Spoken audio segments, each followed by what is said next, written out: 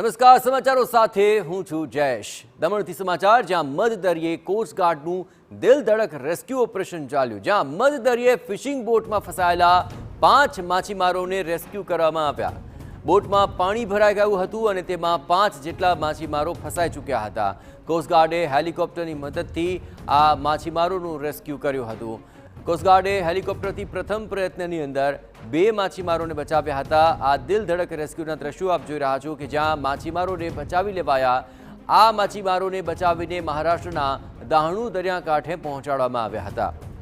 3 ઉપરાંત અન્ય 2 માછીમારોને પણ બચાવીને દમણ લાવવામાં આવ્યા હતા।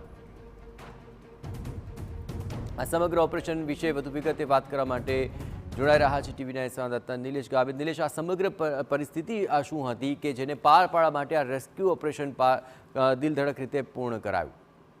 જી, જે સમગ્ર ઘટનાક્રમની વાત કરીએ તો માછીમારો માછીમારી કરવા માટે દરિયામાં ગયા હતા। તે દરમિયાન બોટમાં કાણા પડી જવાના કારણે પાણી ભરાઈ ગયું હતું, જેના કારણે બોટ ડૂબી જેવી પરિસ્થિતિમાં આવી ગઈ હતી, જેને લઈને કોસ્ટગાર્ડનો સંપર્ક કરવામાં આવ્યો હતો।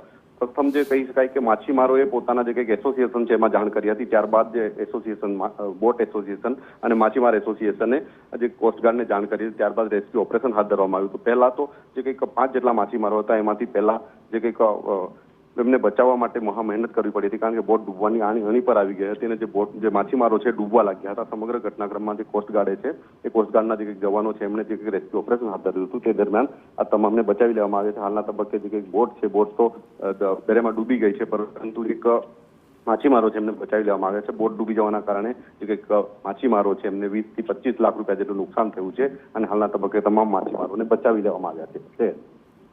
બિલકુલ, આભાર નિલેશ। તો દિલધડક ઓપરેશનના આ ફૂટેજ સામે આવ્યા છે, જેમાં 5 માછીમારોને એક બાદ એક રેસ્ક્યુ કરાયા અને 5ને સુરક્ષિત રીતે બચાવી શકાયા છે।